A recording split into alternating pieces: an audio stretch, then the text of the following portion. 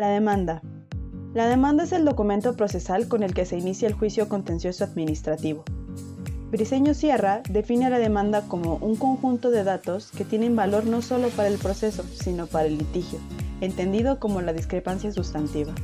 La demanda es el acto inicial, la primera actividad encaminada a la resolución del tribunal. Prácticamente invoca el proceso, pero también es un acto que objetiva diversas circunstancias. A. Identifica a las partes. B. Precisa el acto administrativo impugnado. C. Narra los antecedentes de hecho. D. Invoca los fundamentos con derecho. E. Determina las pruebas conducentes. F. Exhibe los documentos constitutivos de la pretensión. Y G. Justifica la competencia del tribunal.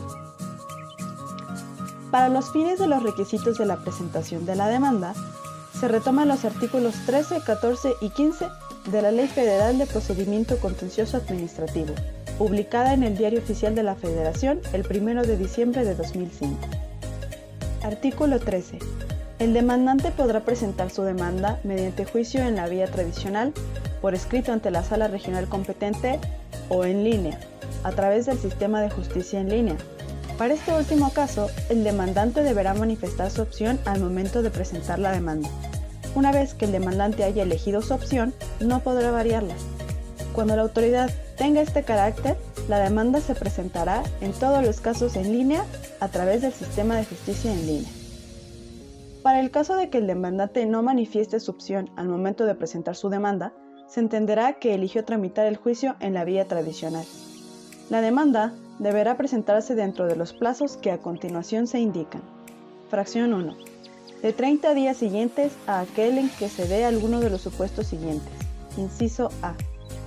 Que haya surtido efectos la notificación de la resolución impugnada, lo que se determinará conforme a la ley aplicable a esta, inclusive cuando se controvierta simultáneamente como primer acto de aplicación una regla administrativa de carácter general. B. Haya iniciado su vigencia el decreto, acuerdo, acto o resolución administrativa de carácter general impugnada cuando sea autoaplicativa. Fracción 2.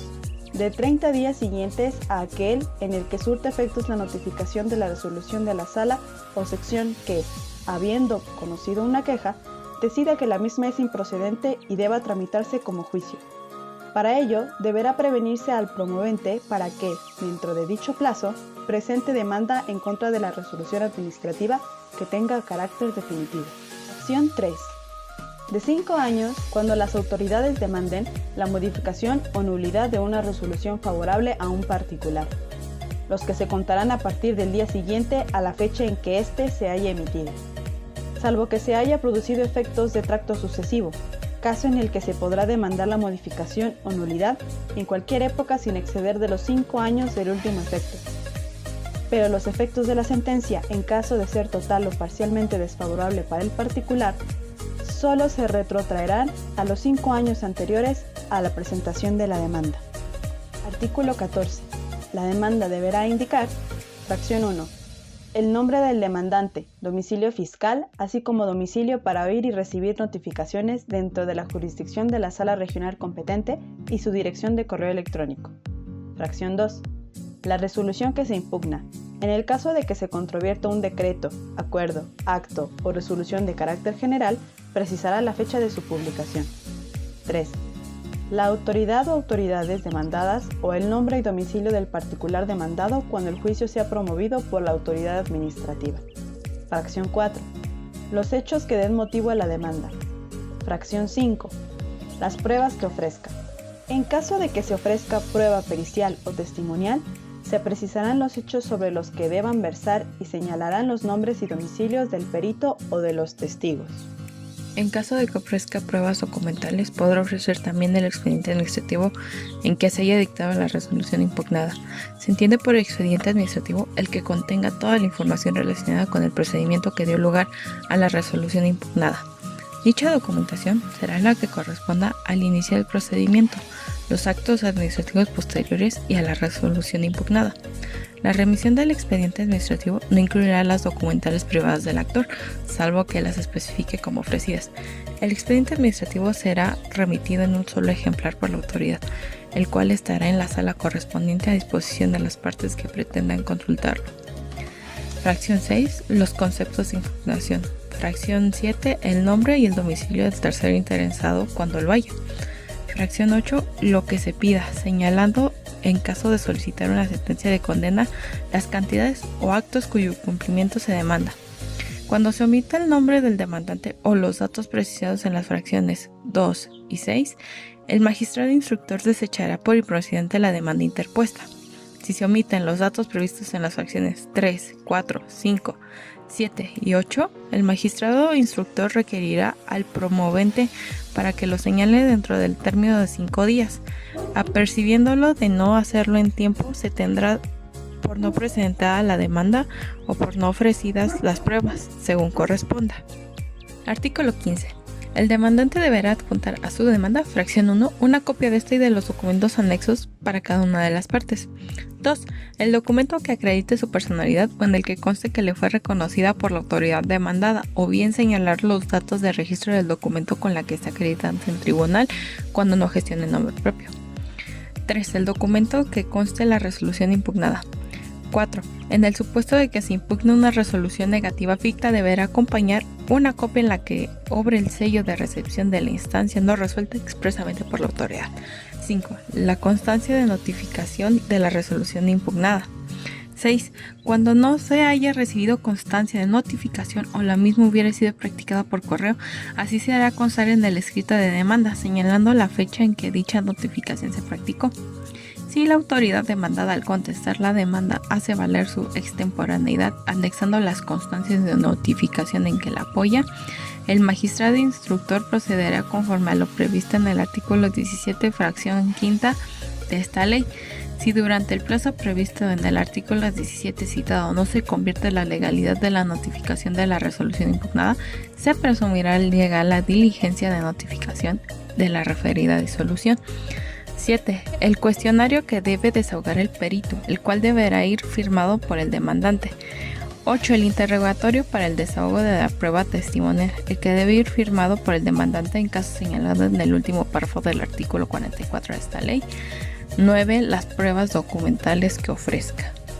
Los particulares demandantes deberán señalar sin acompañar los documentos que fueron considerados en el procedimiento administrativo como información confidencial o comercial reservada. La sala solicitará los documentos antes de cerrar la instrucción. Cuando las pruebas documentales no obren en poder del demandante o cuando no hubiera podido obtenerlas a pesar de tratarse de documentos que legalmente se encuentran a su disposición, este deberá señalar el archivo o el lugar que se encuentra para que su costa se mande a expedir copia de ellos o se requiera su remisión cuando sea legalmente posible.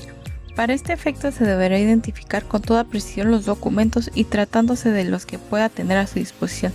Bastará con que acompañe copia de la solicitud debidamente presentada por lo menos 5 días antes de la interposición de la demanda.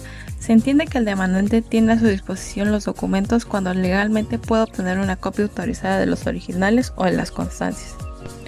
Si no se adjunta a la demanda los documentos que se refiere a este precepto, el magistrado instructor requerirá al promovente para que los presente dentro del plazo de 5 días. Cuando el promovente no los presente dentro de dicho plazo y se trate de los documentos a que se refieren las secciones 1 a 6, se tendrá por no presentada la demanda. Si se trata de las pruebas a las que se refieren las fracciones 7, 8 y 9, las mismas se tendrán por no ofrecidas. Ampliación de la demanda. En la ley se prevé la posibilidad de que la demanda sea ampliada por el demandante dentro de los siguientes 10 días hábiles en que surta efecto la ratificación del acuerdo que admita la contestación de la demanda. La ampliación deberá ser suscrita por la misma persona que firmó el escrito de la demanda. De lo contrario, el que lo firme deberá acreditar tener la representación legal del demandante.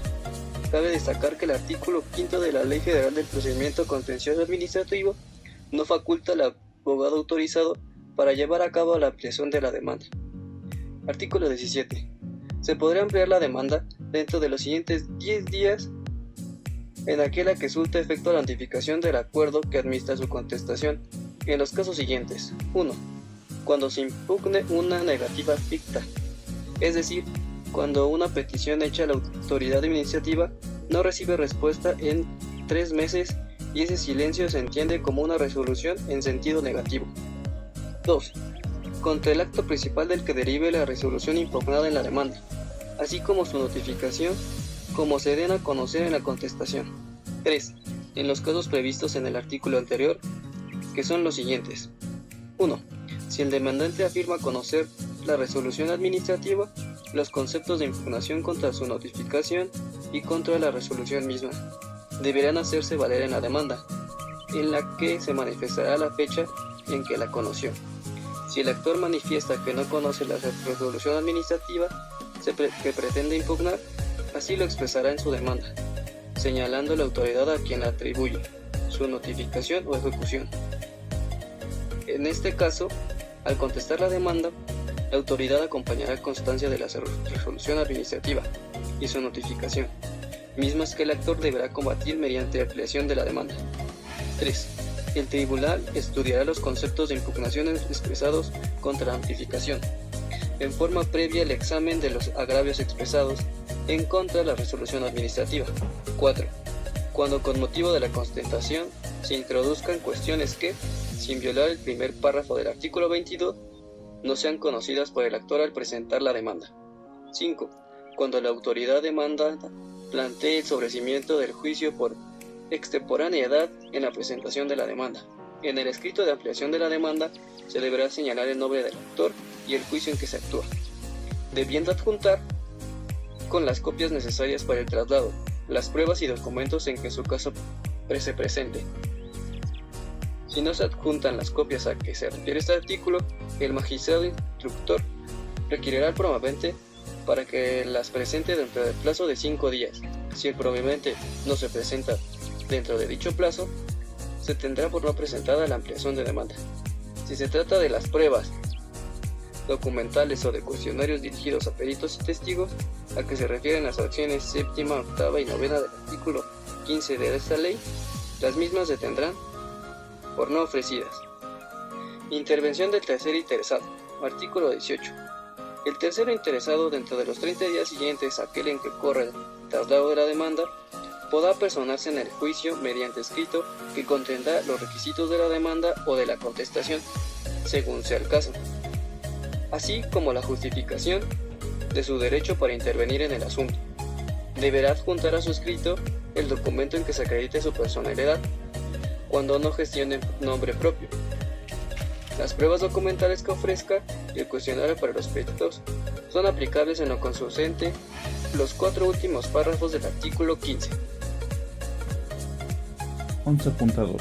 Contestación de la demanda y contestación de la ampliación de la demanda. Artículo 19. Admitida la demanda, se correrá traslado de ella al demandado, emplazándolo para que conteste dentro de los 30 días siguientes a aquel en que surte efectos el emplazamiento. El plazo para contestar la ampliación de la demanda será de 10 días siguientes a aquel en que surte efectos la notificación del acuerdo que admita la ampliación. Si no se produce la contestación en tiempo y forma, o esta no se refiere a todos los hechos, se tendrá como ciertos los que el actor impute de manera precisa al demandado, salvo que por las pruebas rendidas o por hechos notorios resulten desvirtuados. Cuando alguna autoridad que deba ser parte en el juicio no fuese señalada por el actor como demandada, de oficio se le correrá traslado de la demanda para que la conteste en el plazo que refiere el párrafo anterior. Cuando los demandados fueren varios, el término para contestar les correrá individualmente. Las dependencias, organismos o autoridades cuyos actos o resoluciones sean susceptibles de impugnarse ante el tribunal, así como aquellas encargadas de su defensa en el juicio y quienes puedan promover juicio de lesividad, deben registrar su dirección de correo electrónico institucional, así como el domicilio oficial de las unidades administrativas a las que corresponda su representación en los juicios contencioso administrativos, para el efecto del envío del aviso electrónico. salvo en los casos que ya se encuentren registrados en el sistema de justicia en línea. Artículo 20. El demandado, en su contestación y en la contestación de la ampliación de la demanda, expresará: primero, los incidentes de previo y especial pronunciamiento al que haya lugar. Segundo, las consideraciones que, a su juicio, impidan se emita la decisión en cuanto al fondo o demuestren que no ha nacido o se ha extinguido el derecho en que el actor apoya su demanda. Tercero, se referirá concretamente a cada uno de los hechos en el que el demandante le impute de manera expresa, afirmándolos, negándolos, expresando que los ignora por no ser propios o exponiendo cómo ocurrieron según sea el caso. Cuarto, los argumentos por medio de los cuales se demuestre la ineficacia de los conceptos de impugnación. Quinto, los argumentos por medio de los cuales desvirtúe el derecho de indemnización que solicite la actora. Sexto, las pruebas que ofrezca. Séptimo, en caso de que se ofrezca prueba pericial o testimonial, se precisarán los hechos sobre los que deban versar y se señalarán los nombres y domicilios del perito o de los testigos. Sin estos señalamientos se tendrán por no ofrecidas dichas pruebas. Artículo 21. El demandado deberá adjuntar a su contestación: primero, copias de esta y de los documentos que acompañe para el demandante y para el tercero señalado en la demanda. Segundo, el documento que acredite su personalidad cuando el demandado sea particular y no gestione en nombre propio. Tercero, el cuestionario que debe desahogar el perito, el cual deberá ir firmado por el demandado. Cuarto, en su caso, la ampliación del cuestionario para el desahogo de la pericial ofrecida por el demandante. Quinto, las pruebas documentales que ofrezca. Tratándose de la contestación o la ampliación de la demanda, se deberán adjuntar también los documentos previstos en el artículo, excepto aquellos que ya se hubieran acompañado al escrito de contestación de la demanda. Para los efectos de este artículo será aplicable, en lo conducente, lo dispuesto por el artículo 15. Las autoridades demandadas deberán señalar, sin acompañar, la información calificada por la Ley de Comercio Exterior como gubernamental o la información confidencial proporcionada por terceros independientes, obtenida en el ejercicio de las facultades que en materia de operaciones entre partes relacionadas establece la Ley de Impulso sobre la Renta. La Sala solicitará los documentos antes de cerrar la instrucción. Allanamiento o reconocimiento. El allanamiento constituye una actitud activa del demandado, puesto que contesta haciendo saber al órgano jurisdiccional que se somete expresamente a la pretensión de su contraparte. Esto es, sacrifica el interés propio en beneficio del interés ajeno. Sin embargo, el allanamiento no implica el reconocimiento del demandado respecto a la fundamentación de la pretensión del acto. Por su parte, el reconocimiento tiene por objeto poner en conocimiento del juzgador la admisión de las razones jurídicas de la pretensión del actor, esto es, aceptar los fundamentos o la razón de esa pretensión y tendrá lugar cuando la demandada revoque la resolución impugnada, lo que podrá hacerse en la contestación de la demanda o hasta antes del cierre de la instrucción. Oponiendo excepciones y defensas. Otra forma activa que puede adoptar la autoridad es la de resistirse a las pretensiones del actor, y para ello opondrá las excepciones y defensas que estime convenientes, a través de las cuales objete los fundamentos en que se apoya la demanda, niegue los derechos que se le imputan o, en su caso, atacando la integración de la relación procesal. Manuel Lucero Espinosa las define así: las excepciones son aquellas resistencias que hace el demandado, pero no en cuanto al fondo del asunto, sino aquellos obstáculos que se invoquen para dilatar o enervar la acción o demanda del actor.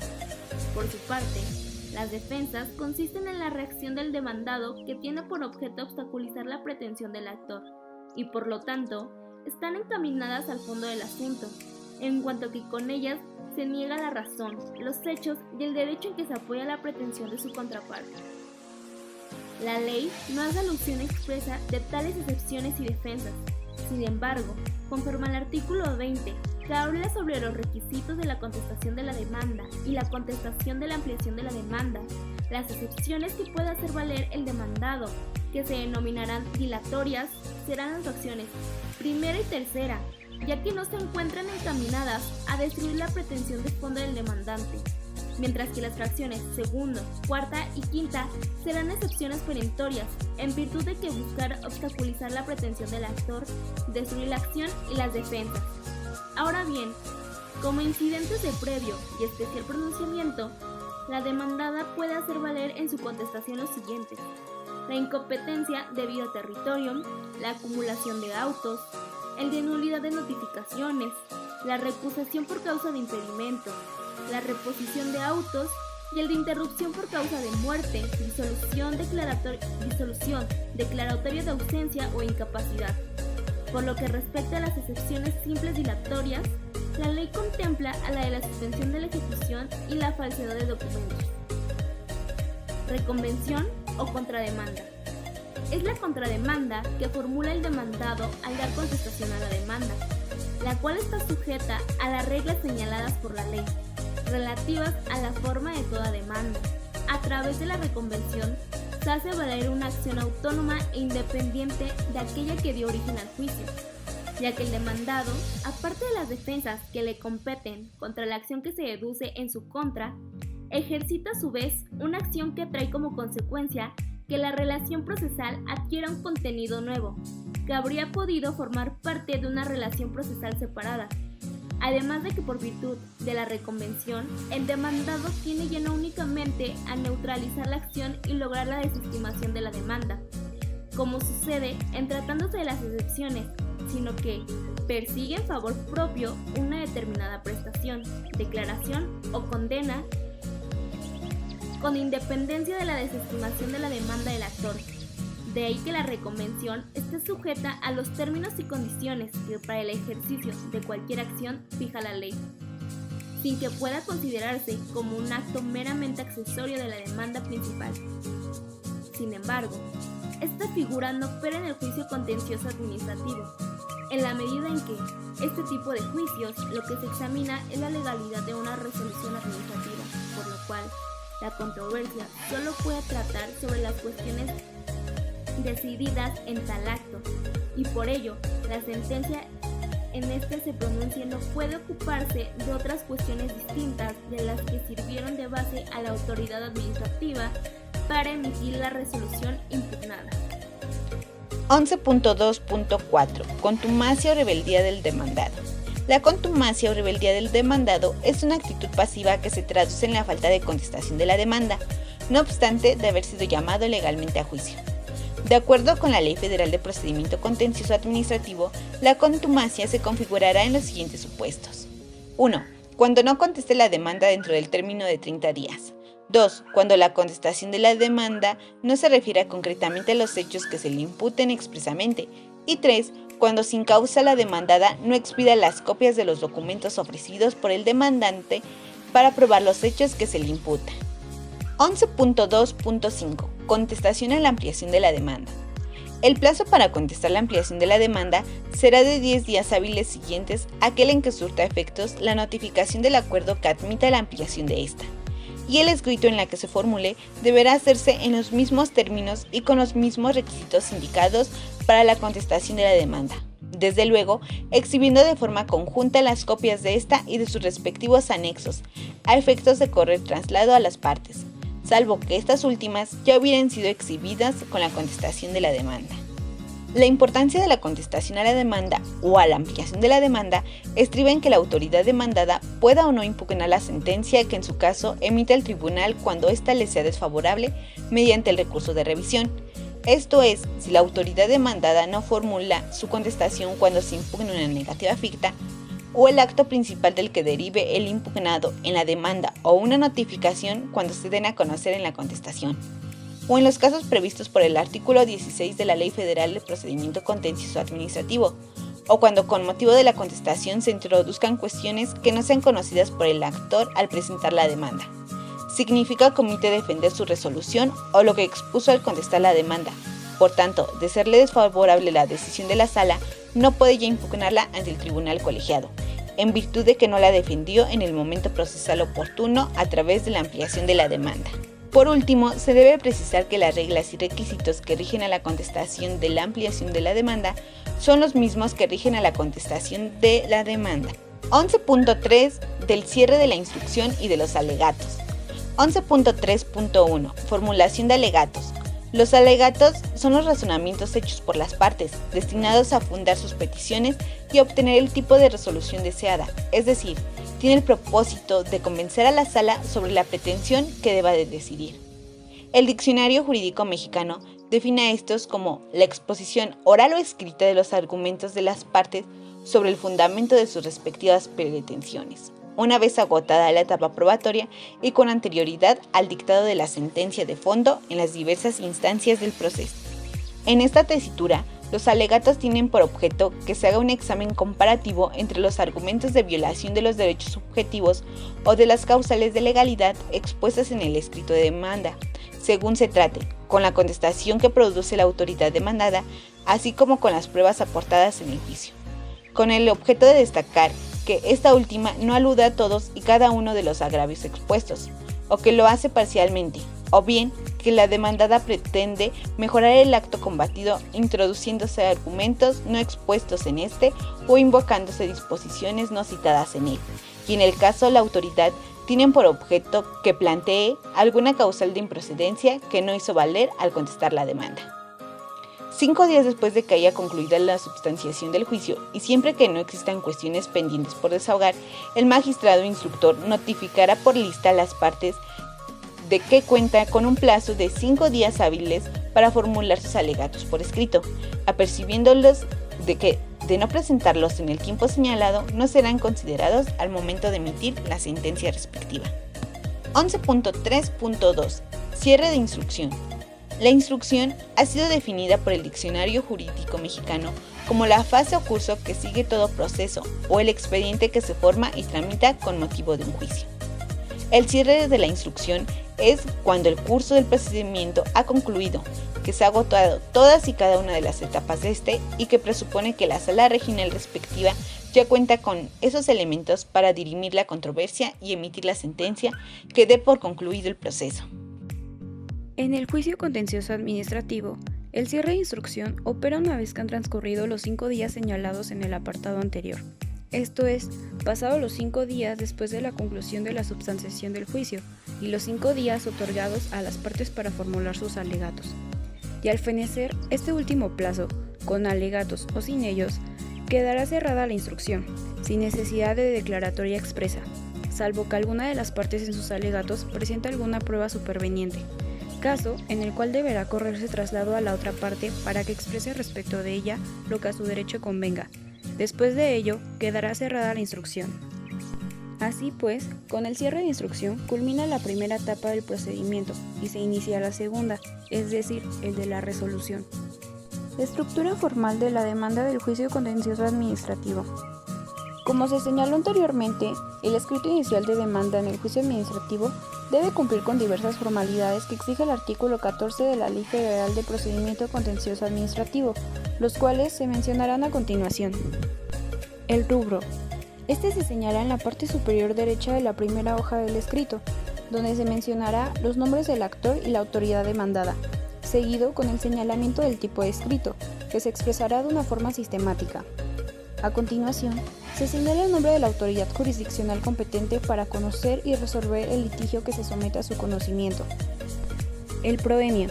En este párrafo se señalará de inicio el nombre de la persona que promueve, que puede ser el interesado por derecho propio, el representante legal de la persona moral, y para el caso de los abogados que actúan mediante poder notarial, que serán apoderados jurídicos, señalando el documento mediante el cual demuestran la personalidad con que actúan.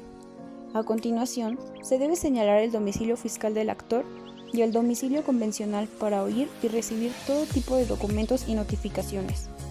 Posteriormente, en este mismo párrafo, se citarán a las personas que se autorizan para oír y recibir notificaciones en nombre de la parte actora, que si se nombran abogados en términos del último párrafo del artículo 5 de la Ley Federal de Procedimiento Contencioso Administrativo.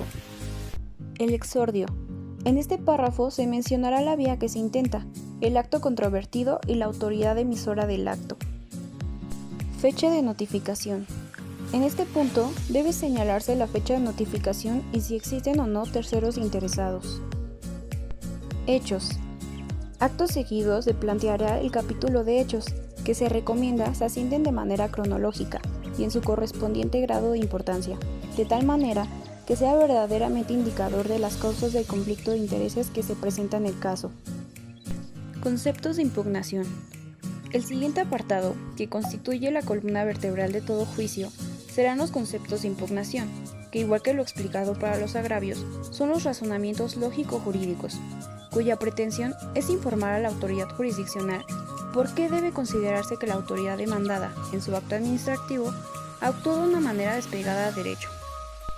Dicho de otra manera, el razonamiento lógico-jurídico de nuestros conceptos de impugnación se formarán a través de un pensamiento reflexivo y analítico, que en la búsqueda de solución de un problema planteado permita la creación de un razonamiento adecuado, que mediante el uso de la ley, la doctrina y la jurisprudencia nos permita demostrar la antijuricidad del acto de autoridad, para el logro de una declaratoria de nulidad, del reconocimiento de un derecho subjetivo o el logro de una condena a cargo de la autoridad administrativa.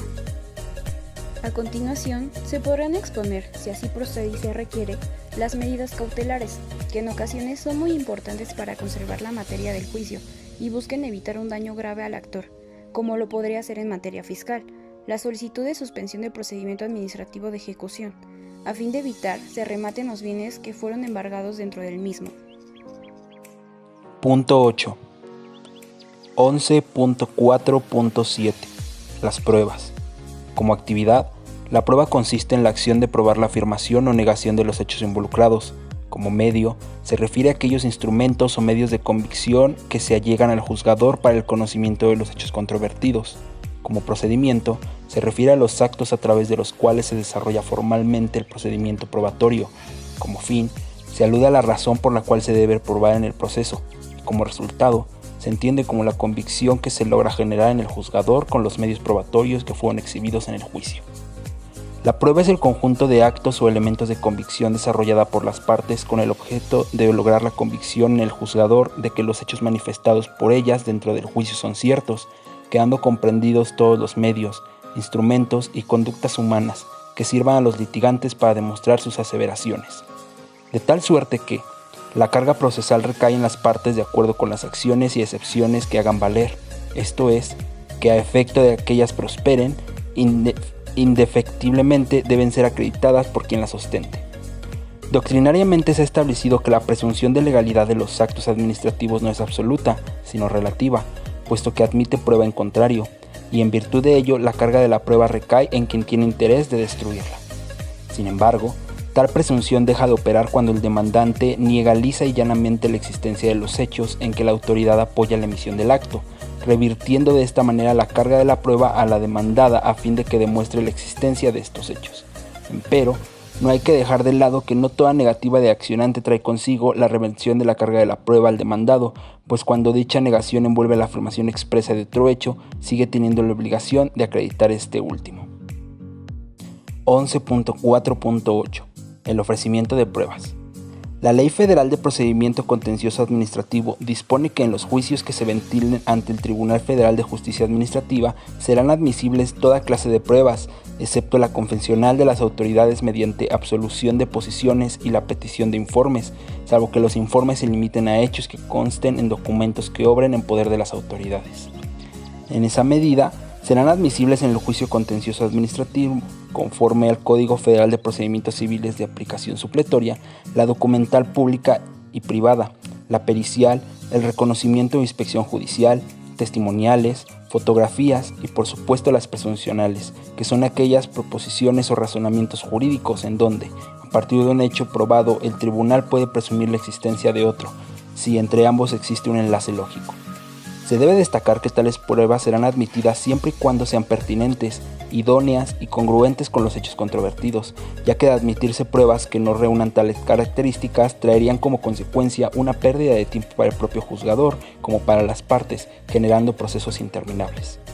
Las pruebas deben ofrecerse y exhibirse desde el momento de la presentación de la demanda y la contestación de la misma, o en su caso, al momento de la presentación de la ampliación de la demanda y su respectiva contestación. De lo contrario, el magistrado instructor requerirá al oferente a efecto de que el plazo de 5 días hábiles las exhiba o las perfeccione, bajo el apercibimiento de tenerlas por no ofrecidas, lo que trae como consecuencia que no sean valoradas ni tomadas en consideración en el momento de emitir la resolución respectiva. Cuando el actor o demandado ofrecen las pruebas periciales o testimoniales, deben, a efecto de ser admitidas, señalar desde su ofrecimiento los hechos sobre los cuales deban versar, precisar los nombres y domicilios del perito o de los testigos y adjuntar el cuestionario que debe desahogar al perito, debidamente firmado por el oferente, y el interrogatorio para el desahogo de la testimonial, que solo deberá designarse cuando se diligencie vía exhorto, requisitos sin los cuales se tendrán por no ofrecidas. Es necesario precisar que cuando las pruebas no obren en poder del demandante o cuando no hubiere podido obtenerlas a pesar de tratarse de documentos que legalmente se encuentran a su alcance, este deberá señalar el archivo o lugar en el que se encuentren para que a su costa se manden expedir copias de ellos o se requiera su emisión cuando esto sea legalmente posible. Tratándose de las documentales que pueda tener a su disposición, bastará que acompañe copia de la solicitud debidamente presentada por lo menos 5 días antes de la interposición de la demanda. Esto es lo que conocemos como preparación de la prueba, que supone la imposibilidad de aportar físicamente las documentales con el escrito inicial de demanda, pero ello no impide que se indiquen que se están realizando las gestiones pertinentes para la obtención de estas.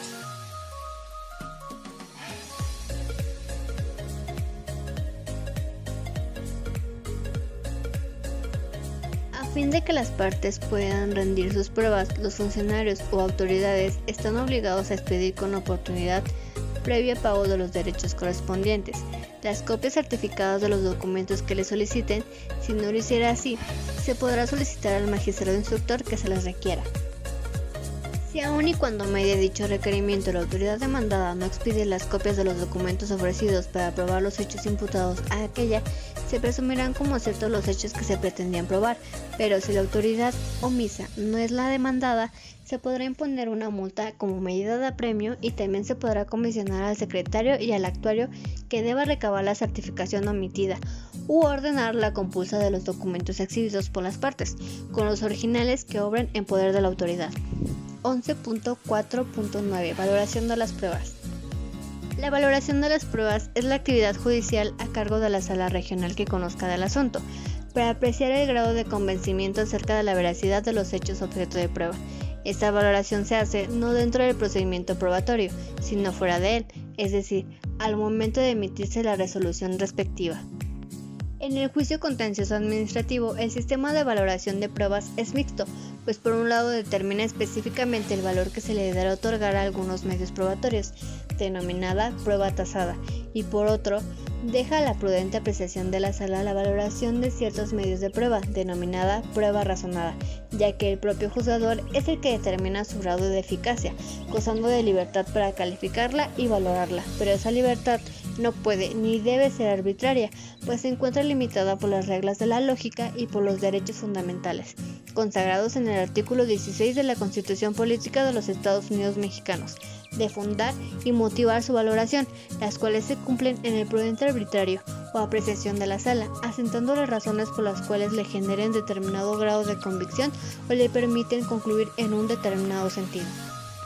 Así pues, la sala juzgadora, en estricta observancia del precepto constitucional, deberá exponer razonadamente todos los argumentos jurídicos que le llevaron a desestimar o a darle cierto grado de eficacia a los medios de convicción aportados por las partes, y aquellas por las cuales le permite arribar a una determinada conclusión. Es un sustento de lo anterior lo establecido en el artículo 46 de la Ley Federal de Procedimiento Contencioso Administrativo, en el que se determina aquellos medios probatorios a los que le otorgaron determinado valor o grado de eficacia y las que quedarán a su prudente apreciación. Artículo 46. La valoración de las pruebas será de acuerdo con las siguientes disposiciones. Fracción primera. Hará prueba plena la confesión expresa de las partes, las presunciones legales que no admitan prueba en contrario, así como los hechos legalmente afirmados por autoridad en documentos públicos, incluyendo los digitales, pero si en los documentos públicos citados se contiene declaraciones de verdad o manifestaciones de hechos de particulares, los documentos solo prueban plenamente que, ante la autoridad que los expidió, se hicieron tales declaraciones o manifestaciones, pero no prueban la verdad de lo declarado o manifestado. Fracción segunda. Tratándose de actos de comprobación de las autoridades administrativas, se entenderán como legalmente afirmados los hechos que constan en las actas respectivas. Fracción tercera. El valor de las pruebas pericial y testimonial, así como el de las demás pruebas, quedará a la prudente apreciación de la sala. Cuando se trate de documentos digitales con firma electrónica distinta a una firma electrónica avanzada o sello digital, para su valoración se estará lo dispuesto por el artículo 210-A del Código Federal de Procedimientos Civiles. Cuando por enlace de las pruebas rendidas y de las presunciones formadas, la sala adquiera convicción distinta acerca de los hechos de materia del litigio, podrá valorar las pruebas sin sujetarse a lo dispuesto en las fracciones anteriores, debiendo fundar razonadamente esta parte de su sentencia. 11.4.10 Petitorios. Por último, se llevará a cabo la expresión de petitorios y como corolario la firma de quien suscribe la demanda. 11.4.11 Firma. Es de reconocido derecho que el documento que carezca de firma carece a su vez de cualquier efecto jurídico. Por tanto, algunos tratadistas expresan que un documento sin firma es de la nada jurídica.